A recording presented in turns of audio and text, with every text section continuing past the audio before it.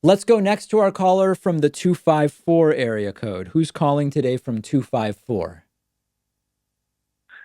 Hi, David. This is Leon from Austin. Hey, Leon.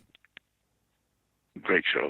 Hey, listen, I have several questions, but I had to pick Yes. one and maybe the other ones or two other ones for another show. Mm. And it's about Stephen Miller and the whole issue and fiasco about what is going on with Stephen Miller and the white nationalist. Yeah. And I do, however, have an insight on the person who asked you how many countries could potentially Trump be meddling with. His rationale for hating Ukraine is because they spoke badly about him. They don't like him. And so if we're going to count all the countries that don't like him, one example is That's a big list. England. It's possible. England may have interfered with elections as well. But I think the caller was asking where Trump is interfering, not if England interfered, but if Trump is interfering in England, right? I know. Well, regarding the Stephen Miller, this is a more serious and very delicate issue. These allegations about his interaction and his fanatism for white nationalism has been brought up to him before. Yes. And his defense was actually going to an immediate attack, saying that how dare you do that? I'm a Jew and my family survived the Holocaust. Right. And blah, blah, blah. And many people actually were afraid of bringing this up in the past because of that issue and that answer that he had, that line that he used. Now, the Holocaust is something very horrible that indeed happened. And many Jews fled during and survivors after. And most of them came to America. And, when I say America, I'm talking about the continent in general.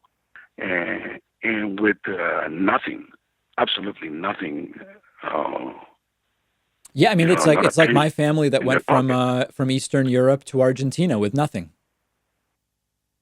Yeah. However, there is a few, and luckily a few, that actually, for unknown reasons, and that has been explored, escape, quoted unquoted, but actually with a lot of money.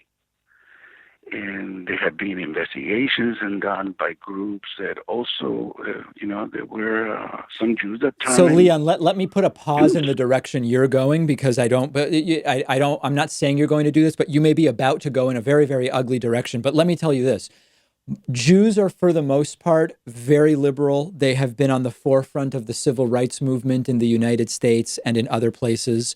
They are widely targets of white nationalism, but there are also people of any group, regardless of their identity, Jews included, like Stephen Miller, who are absolutely outrageous reactionaries. And the fact that if they attack identity politics, which they do, they shouldn't be at the same time be able to hide behind their identity, as Stephen Miller has sometimes tried to do. I think that's how I would contextualize it. Yeah, I mean, and I totally agree. I mean, the religion has nothing to do with those extreme idealisms.